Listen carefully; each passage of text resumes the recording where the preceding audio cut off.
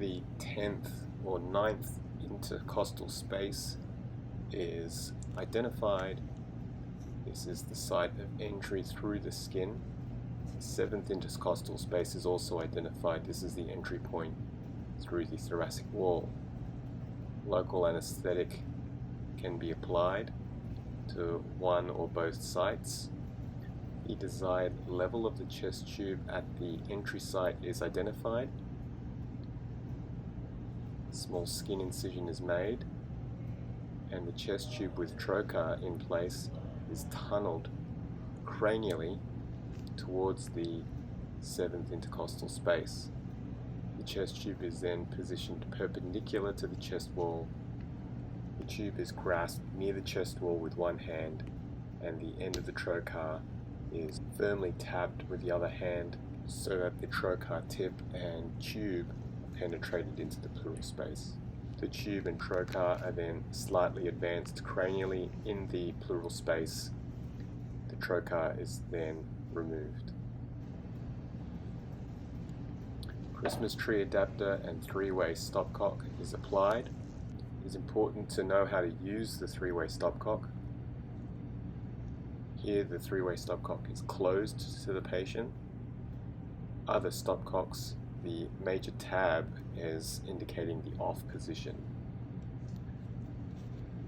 So with the three-way stopcock positioned off to the patient, we apply the syringe. Now we are going to withdraw air, in this case, from the pleural space through the syringe.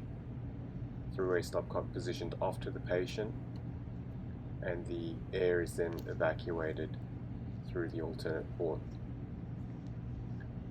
This process is repeated until all the air or fluid is evacuated.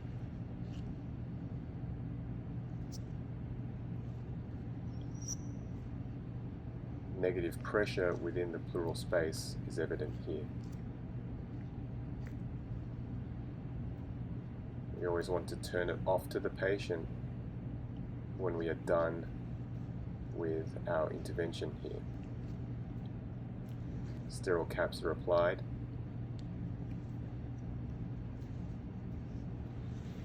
At this point we are ready to apply a finger trap suture.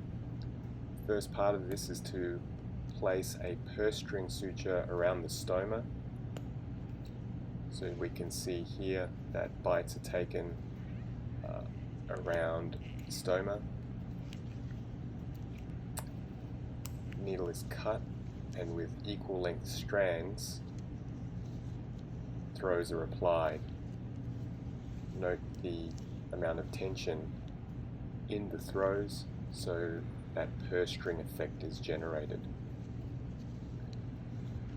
Now what we're going to do is to tie a knot a little bit further away from those original knots and place our finger trap pattern.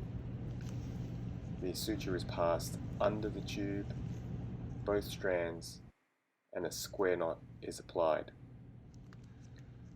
Under the tubes, again here, and the square knot is applied. This process is repeated about 4 times.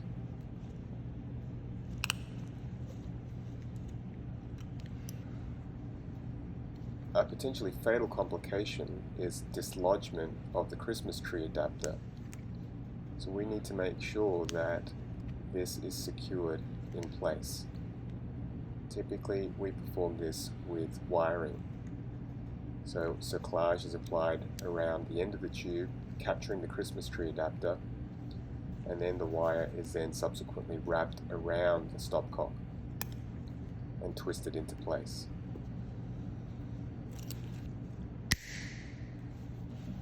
If we imagine here that the thoracic wall is the table, with this technique you really must firmly grasp the chest tube with the near hand. If you don't, you may slip and injure intrathoracic structures.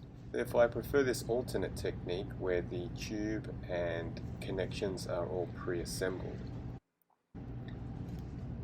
The entry site is once again identified, and an assistant here is going to pull on the skin, so that entry site is going to cranially displace.